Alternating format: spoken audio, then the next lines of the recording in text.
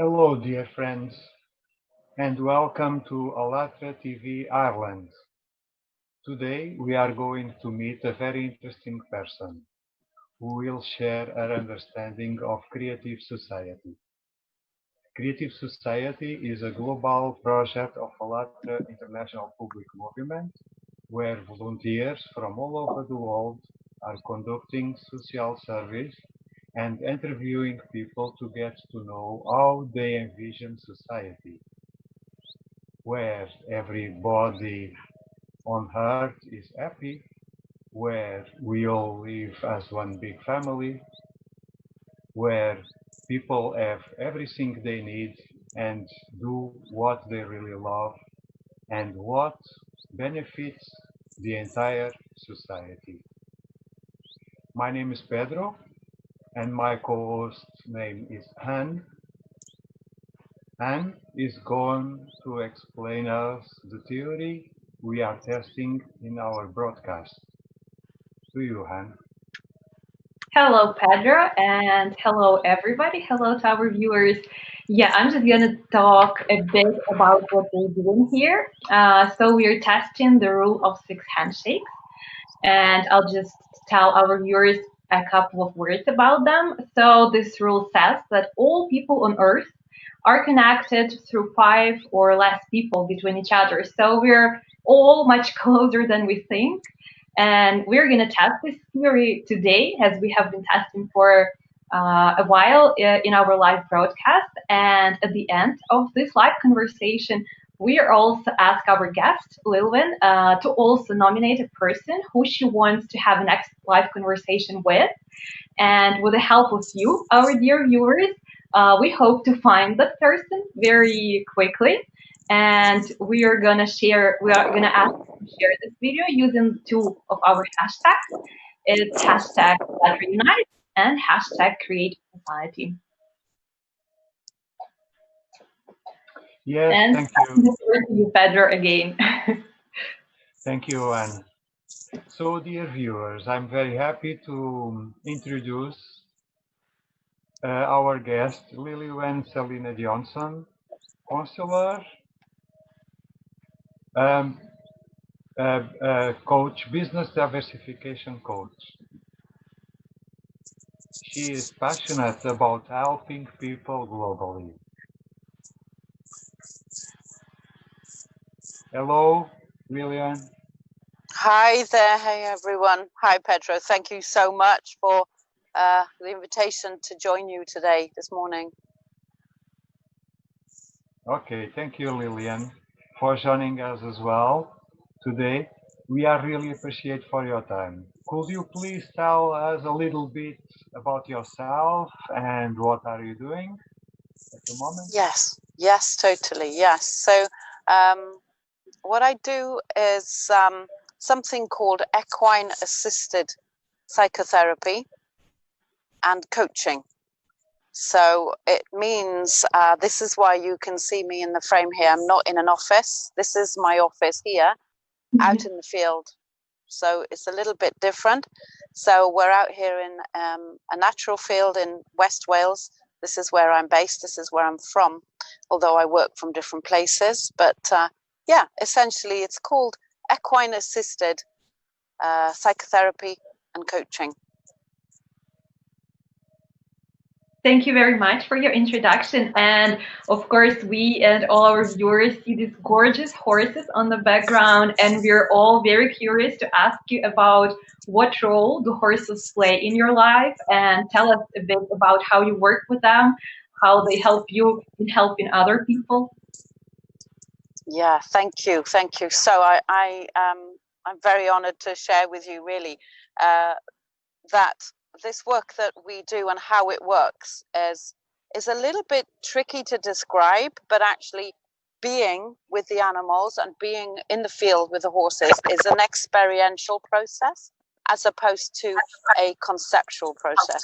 So what we actually do, if you can imagine somebody who might be dealing with some stress or some anxiety issues, particularly as we know globally, we've had a world pandemic, So what we would do is invite that person to step into the field with us and look at potential solution they're looking for.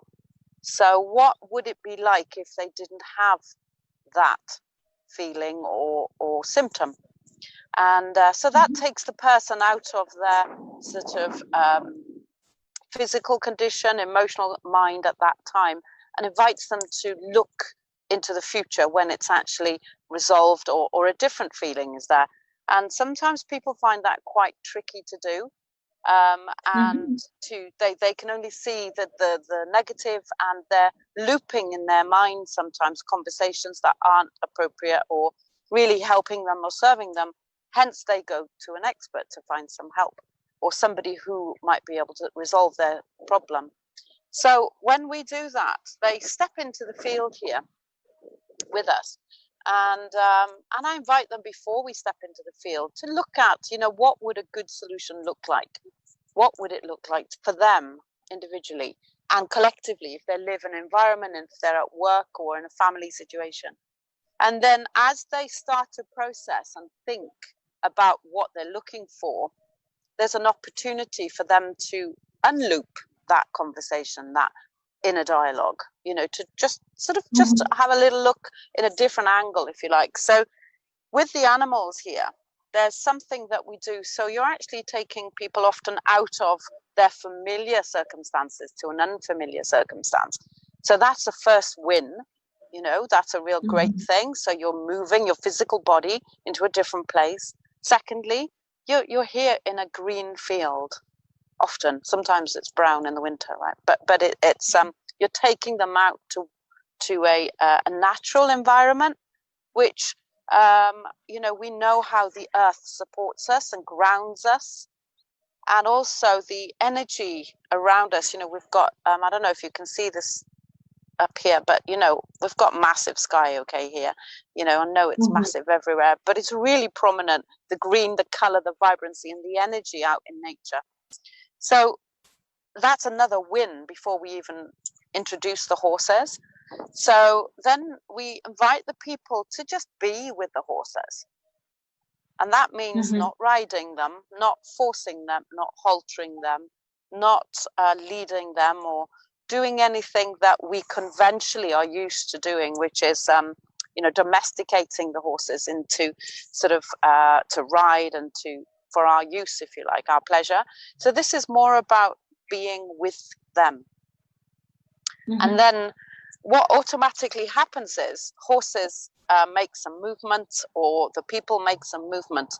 And as a facilitator, what we do as facilitators, the model I've trained with is equine assisted growth and learning association.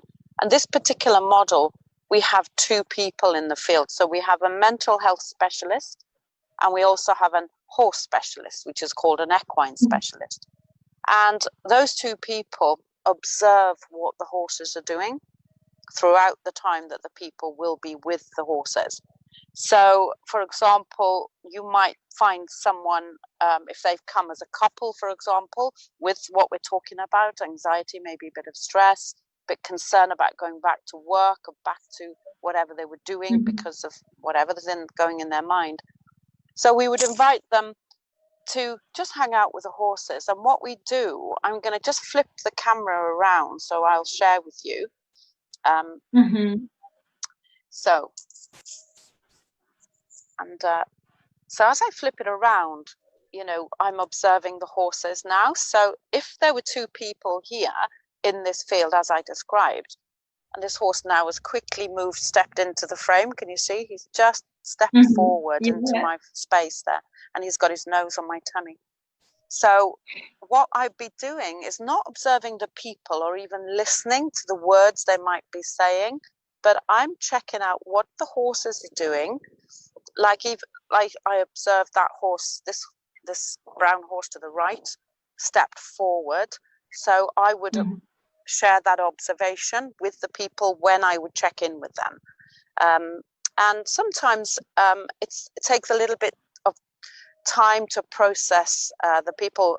Quite often, I didn't see any movement, they were very still. this grey horse is very still at the moment.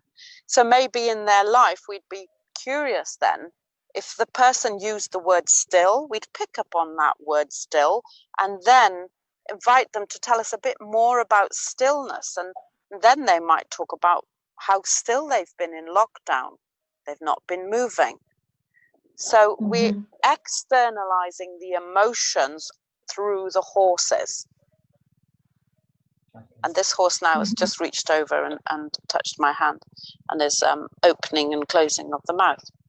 And so what we're doing is inviting the people, and if they have then a horse which is called Still. So for this session, the white horse would be named Still, and then we'd invite them, or potentially ask them to work with the horses, invite them, well, what would you like to do? Would you like to do something with the horse? And they say, yeah, well, I want to go back to work, move, I want to stop the stillness, I want them to get to move. And then we'd observe the horses throughout that element of intervention. Is that clear? Yeah, very interesting. Thank you so much. Very, very interesting indeed.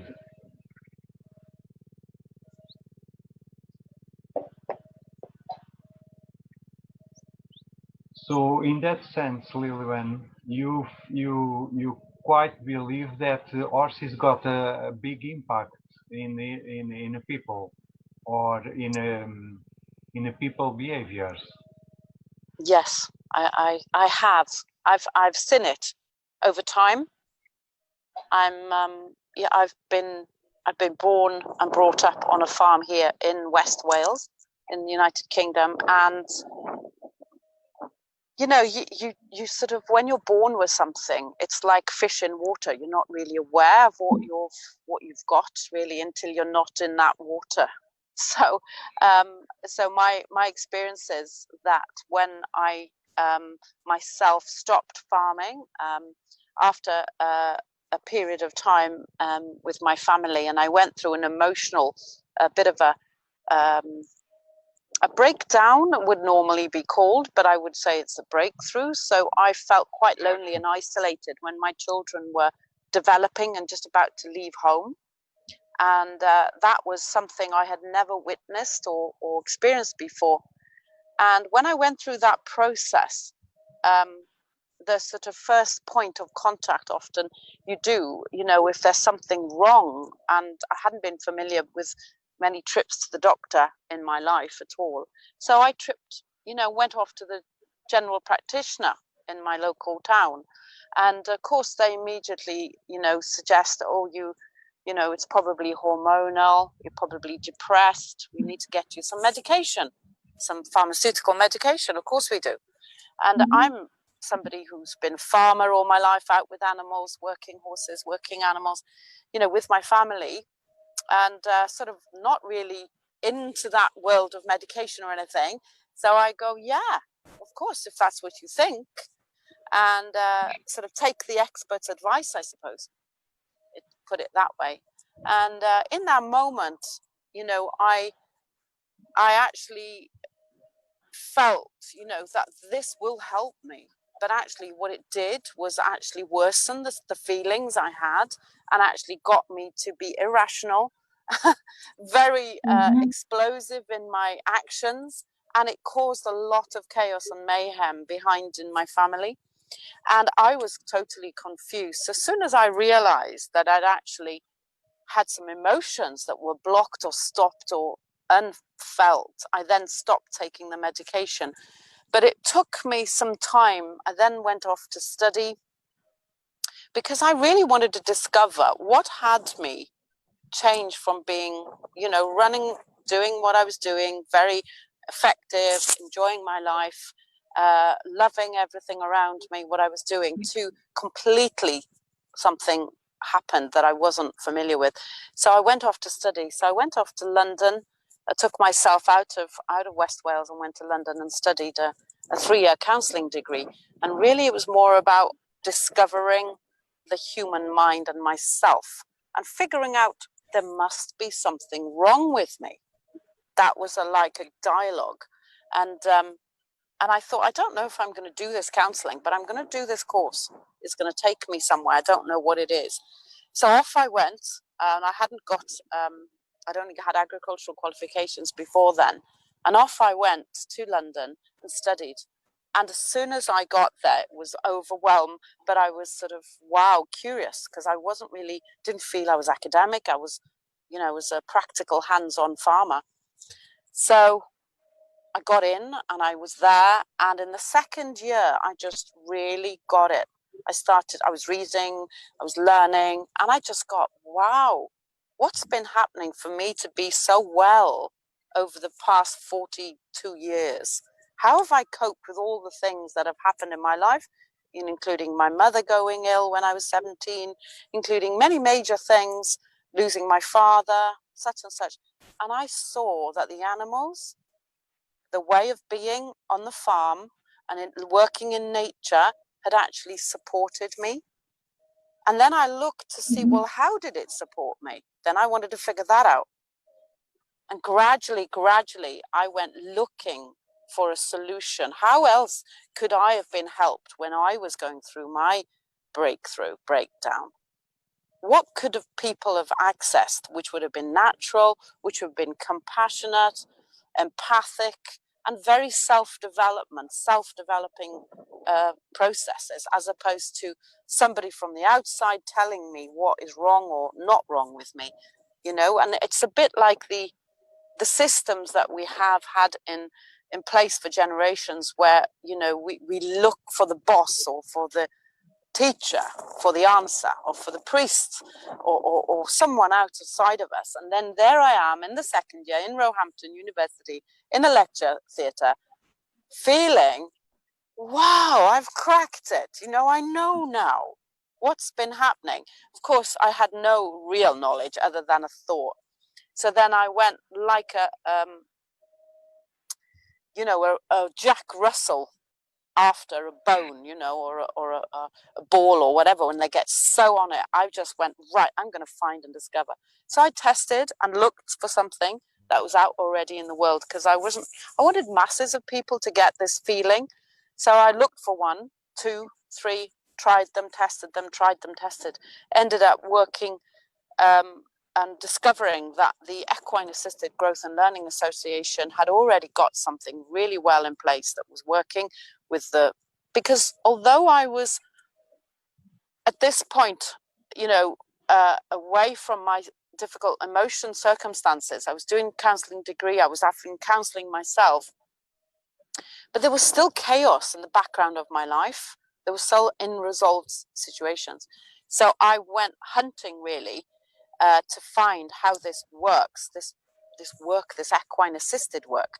So by doing that, I jumped into the training, and I noticed how vulnerable actually I was.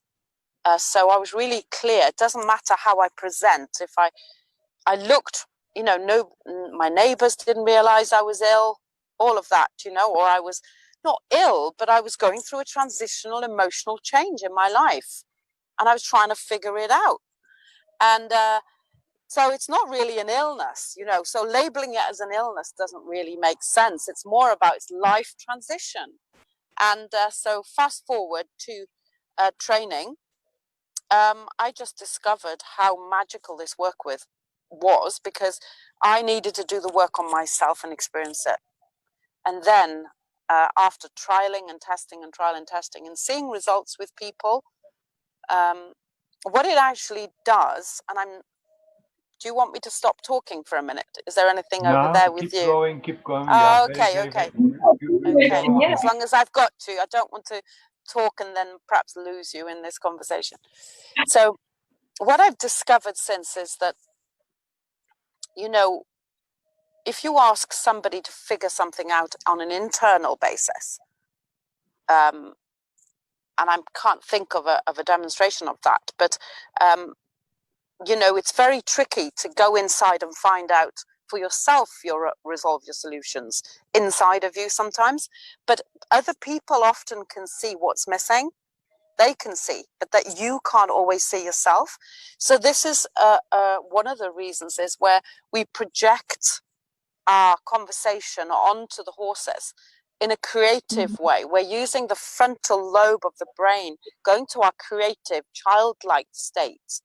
And when we go to a creative, childlike state, we have a memory or we have a feeling, and that feeling goes with an experience.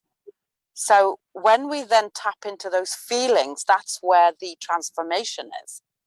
So with these horses, with these animals, and I've not done it with cows or anything else. I could easily practice that because I also love cattle. But I'm telling you that these horses will tune in and they actually mirror that feeling. So you can actually see it over there with the horse, and then you can own that feeling. And then you, once you own it, if it's ugly feeling that you might not want, if it's a rage or an anger that might be sitting since you were a younger age or about something or an unfairness, then the horses will show biting, kicking, chasing each other, ears flat, really quite aggressive. And you'll be wondering, and this is my job as a facilitator, to point to what's going on over there. Because if I was to tell them, the client, if you like, that they're, oh, the horses are angry, I've loaded the conversation. I've given words to something that they're discovering. So in this discovery process, they will figure out, is it anger or is it sadness? Because I could look at a horse and think it's happy because of my, my life experience says that horse is happy. But if this person says that horse is sad, I pick on that. So the horse is sad. Oh, tell me, wow. What can you see? I see its head is dropping down and its eyes are closing. Oh yeah, it's really sad. Okay, I wonder what's going on for that horse being so sad. Oh, it's probably missing its friends. It's probably missing its family. And then we get to hear a little bit about what's going on for the client from that process of inquiring, discovery through the horses. But go back to the creative aspect of it. When we ask for solutions, which is where I started, so I say, okay, so let's go back and look at what is it that you really want for your life? What do you want those solutions to look like? So creatively, we invite our clients to build things which represent things in their life. They could be family members, they could be work related. So they go and play like a child, like we did when we were children, like because I used to pick up leaves and pretend it was money, and then I used to exchange it for another leaf with a friend, Joanna, like for a cabbage. Do you know? It was a shopping trip, and it was just in the garden, right? So that creative process. So these guys will pick structures up, like cones, like whatever we've got in the field. It could be sticks, could be pieces of wood, and they would symbolize them. They do symbolize them. So as they symbolize, the horse actually taps into the energy of the symbol, not the piece of wood, but the symbol. So if the symbol is unity, if the symbol is connection, the horse taps into the energy that the person has created. And I've seen over the years now miracles happen where the person is thinking and contemplating about their feeling, about their story. And then as they're doing it, the horses are tapping into those emotional connections and experiences. And there is very certainly an embodied shift. Because the feeling they've had, the experience they've had, takes them to another realm, to another place, and they then can feel the feelings of how it would be in the solution before it's happened. And that in itself creates different actions. When they leave sessions and when they leave the program, they take different actions.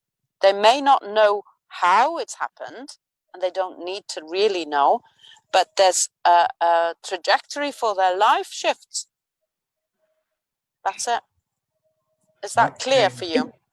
It's very, very clear, and I can imagine how happy you are feeling that you are changing people's lives and make them better than they were before. So I can imagine it's very fulfilling a profession or occupation that you have. Exactly. And as you said that, Pedro, I'm going to spin the camera because immediately you said that word, that the feeling I had, relaxed. The white horse just laid down in that moment, and I feel at home here. That's the feeling I have. If I project that feeling that you just said, I feel relaxed. I found my home. This is what I feel makes a difference to people. This is something I've skilled up in. I've trained to be. I've taken all the steps, the professional steps, and I see the results of that. And I'm very blessed. So thank you. Yeah. We are happy for you as well. Thank you. Thank you. It's very interesting. Everything that you say resonates really inside. And it's just like, as I hear you talk, I realize that it resonates a lot with what we have about the creative society. Because the first thing I liked about what you said, that people usually they are not used to, so to say, taking responsibility for their actions, or they're looking for some external, I don't know, help or something, not realizing that it's the change, even if we're addressing a professional or something, the change, the desire to change has to come from the inside. And it is the same with the creative society. We are not waiting for some politicians or somebody, to come and create a better world for us, but we are asking ourselves what we, like as people, everyone can do. Maybe just a little bit, maybe to start, maybe to seek help, maybe to unite with other people, but to start moving towards this. And also, as you said, with this therapy, I liked it very much that you help people envision the solution already. Yes, to focus not on what is negative now, what is going on in their head, not on this problem, but on the solution, and like work with the solution, put the attention, so to say, into the solution. And then, of course, when a person feels the solution, it's just he or she wants to move towards it. And again, it's similar with the creative society. We're going to talk a bit more about that. It's exactly like, instead of just complaining about what we have now in the society, what's wrong and how many problems we have, we are here today, are going to talk about the solution. So we're going to try to find the solution, see the solution, and focus on it. And as you said, we're going to go home with the solution, hopefully already transformed. Yes, beautiful, Anna. Thank you. Beautiful. Because what I hear in what you're saying there, that because we are the solution, right? We are right now. This is it, really. Conversation after conversation on what you're up to, what we're doing here collectively. We have the solution inside of us right now. It's here, right? And having that message out in the world is empowering. Very, very, very, yes. Very much empowering. So we are getting to our main question for you, Lilwen, which is about describe, please, the society where you, your family, your friends, all people in the world will be happy. Mm-hmm. The society where they will be happy. Mm-hmm. I see it as if we start from the end, the solution, not when they're happy now, like this is how it is right now, is that we're compassionate and empathic and able to speak freely to each other in our families with love and generosity. And love and generosity. And when we're tired of love and generosity, we'll ask and we'll speak of more love and generosity and be empathic and compassionate. It's about feeling, isn't it? Yeah, it is. And being in that feeling state right now even if the circumstances aren't showing up looking like it's happened, or it's not showing up as a given, it is happened. So we're standing, it's happened, and feeling that feeling, even though there may not be evidence. And there it is. There's evidence will come. Yeah. You build yourself. Yeah. And it's a one person, one conversation at a time. One person at a time, one conversation at a time. And love, and I've got something in my mind which doesn't directly answer it, but there's something that happened yesterday to me. And I was working with a client since October, and it was an emotional conversation that she was resolving. And yesterday, she's going on a break for 4 weeks now, and probably longer. She told me that she'd had a physical scan, and her condition, which showed that she had something going on in her body, had actually disappeared. And she couldn't believe it. Mm-hmm. The only thing she had done, and she was due to have a surgery, she was due to have all sorts of things happen to her, but she engaged with working with me, and that physical condition, she had a scan on Wednesday. She shared with me that it's gone. And I knew that would happen. So if we look at it from that perspective, there is, and as I said, we couldn't see that it was disappearing. It was inside her body, but her emotions were changing. She was feeling happier.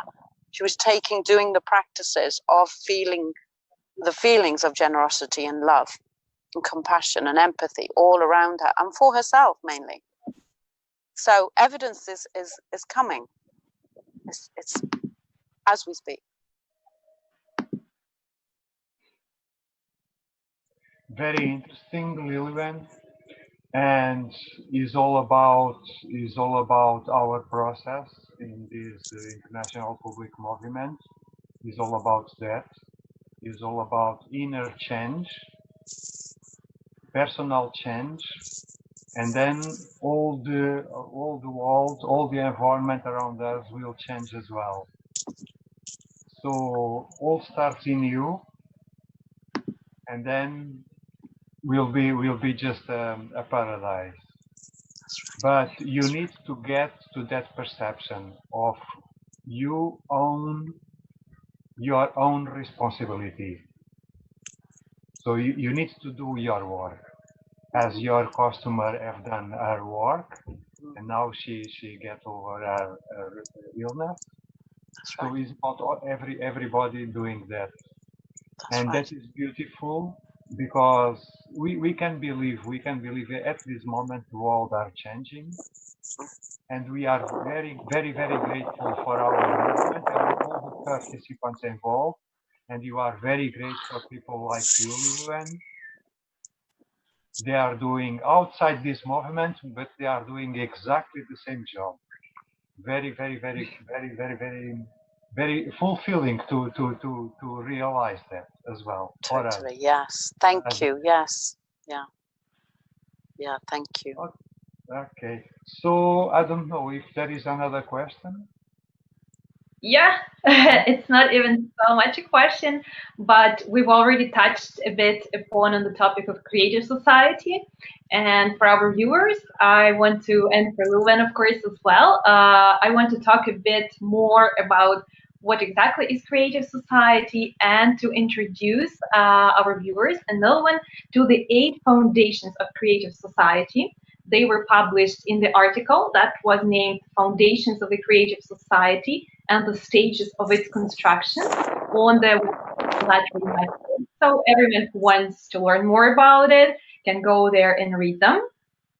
And I just want to talk a bit about how this article came into being, because it seemed to us also, when we started talking and thinking about the creative society and the world we want to live in, of course, we want everybody to live in such a happy world. But then we thought, okay, but we're all so different. So how is it possible to combine everybody's wishes, yes, and desires, and so on. And then we thought, okay, let's ask people, let's not just like project or whatever, imagine.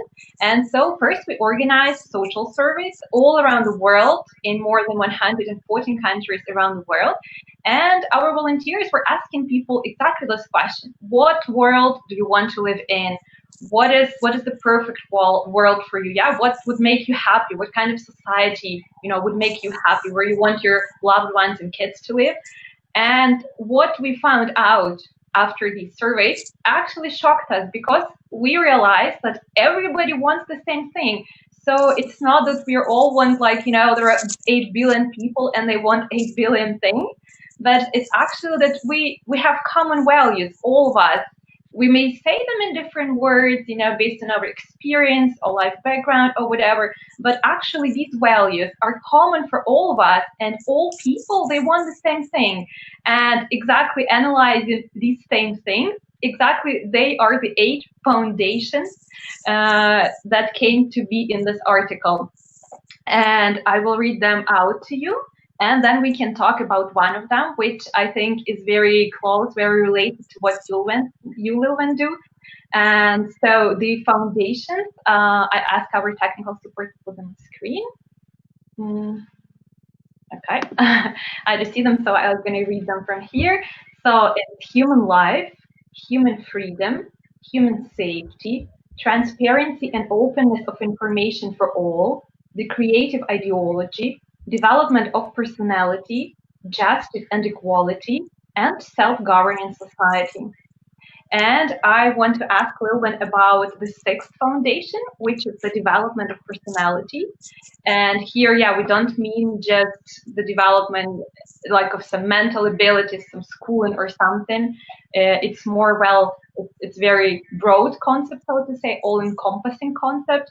And I would like to ask Lilwen, how do you understand this concept, the development of personality? What does it mean for you? Thank you. Beautiful how you described how everything came about. Really wonderful. And it's so special to know that we all want the same, right? And I think we really all know that inherently, most of us, but we're not really tapping into the similarities regularly enough, I guess. So I guess it's being free to discover yourself, I suppose, being free to fulfill on your desires and dreams that are important to you, without restriction, because we have got so much powerful energy. We've got so much power in our mind, in our body, in our physical, in our energetic field, and we can influence so many things that, it's a shame, right, that if we weren't to fulfill on our potential, we're missing out. There's a feeling of like lack.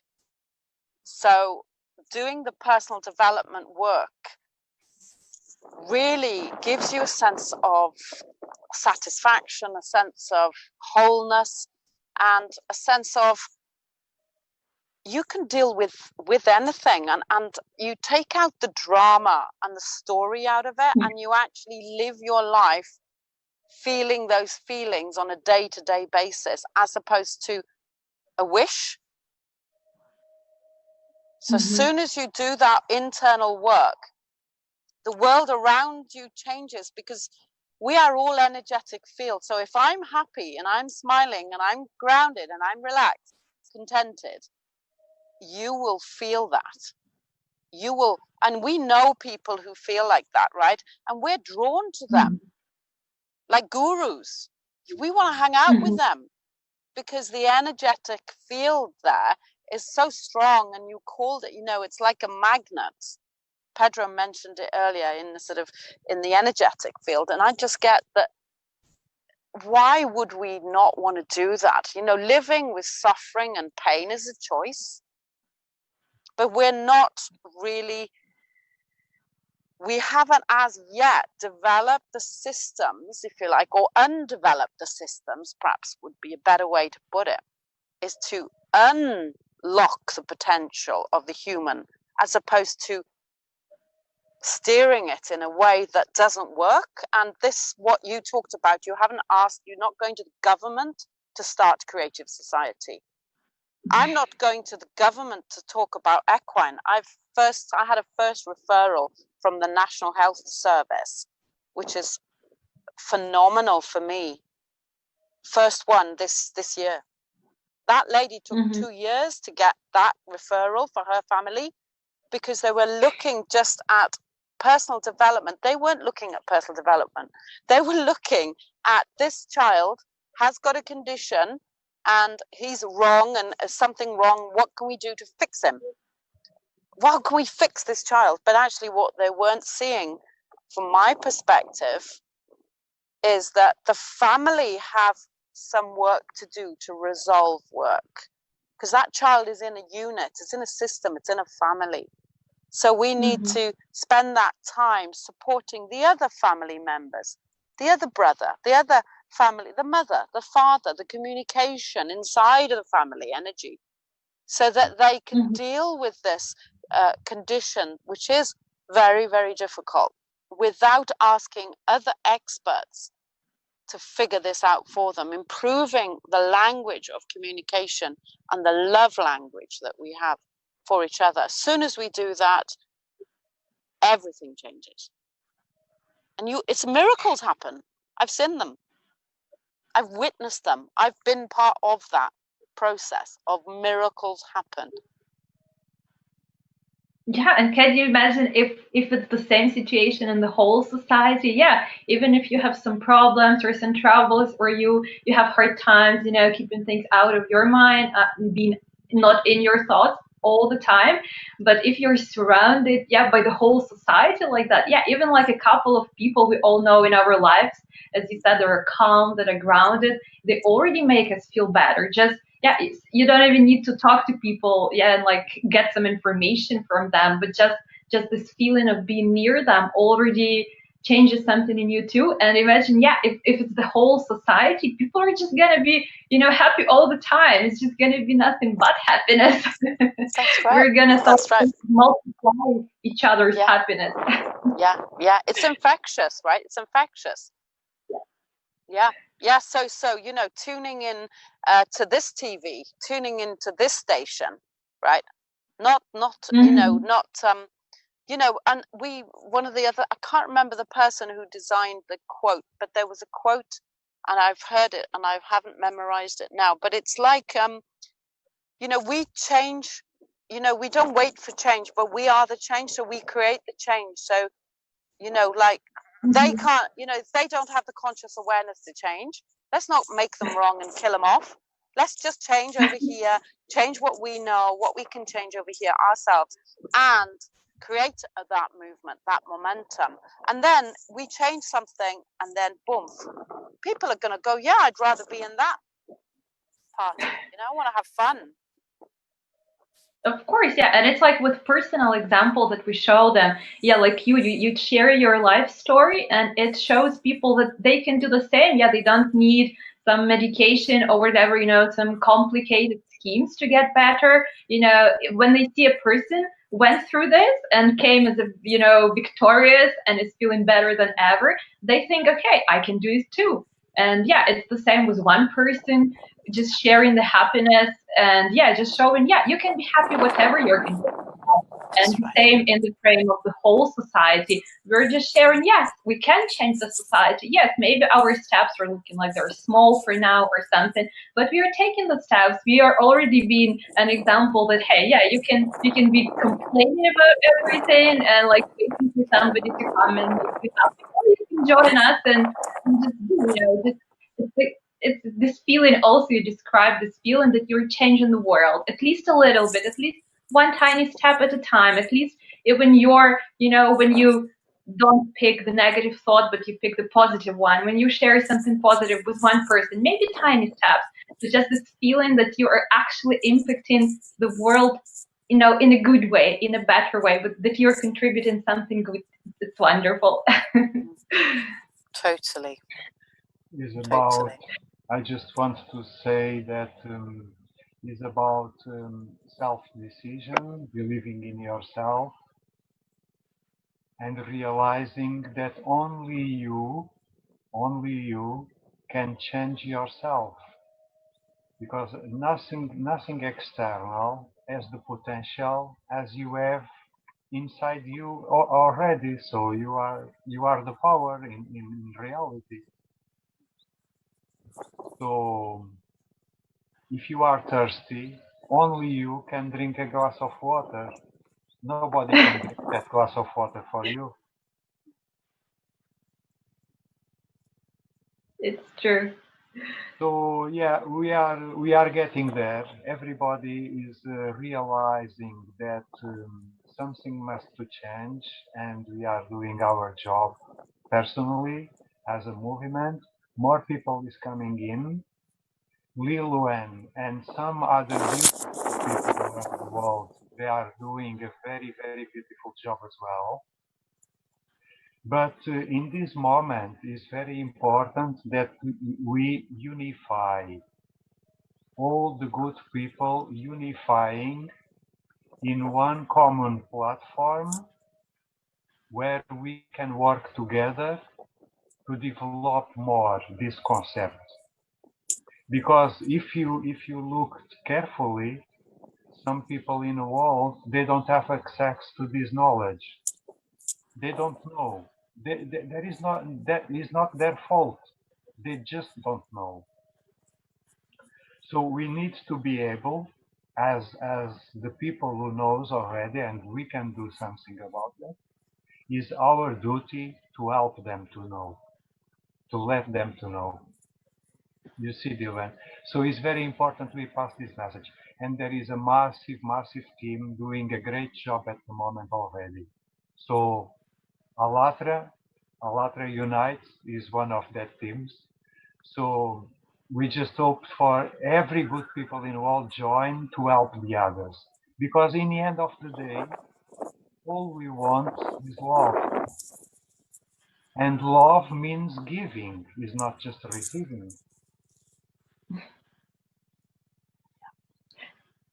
Yes, and I will just add, it is important, yes, to spread this knowledge again, as I already mentioned, to be this positive example also for other people, to show them that we can do more. And in this project of the Six Handshake, that's also exactly what we do. We invite more and more people. And now I would like to ask Lilwen to pick some person that you would like to join our next live stream for Six Handshakes. It can be any living person on Earth.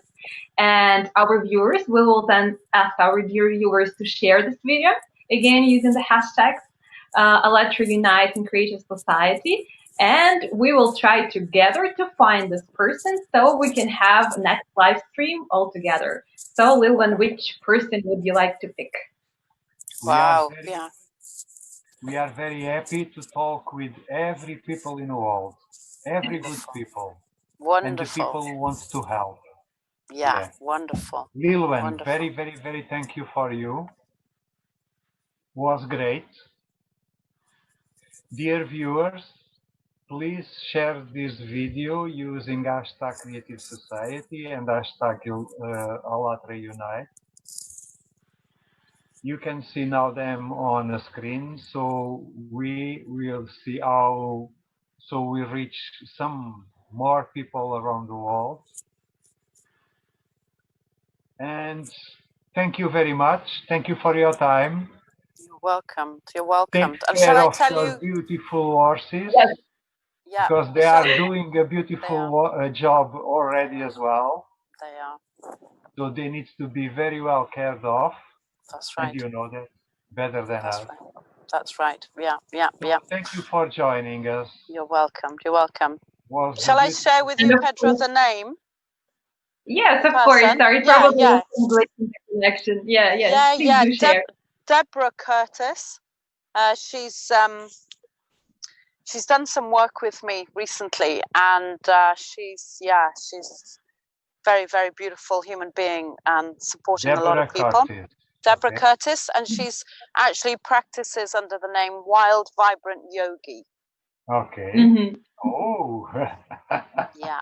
We're already excited to meet her. Yeah, she's very wild. Energetic name. Absolutely. Yeah. Be lovely to Deborah reach Curtis. out to her. We will not forget that. Perfect. Thank you very much. And thank you both. Thank you so much. And thank you for your co-hosting. Thank you for such a wonderful live stream and the inspiration and the positive vibes and everything. Thank you.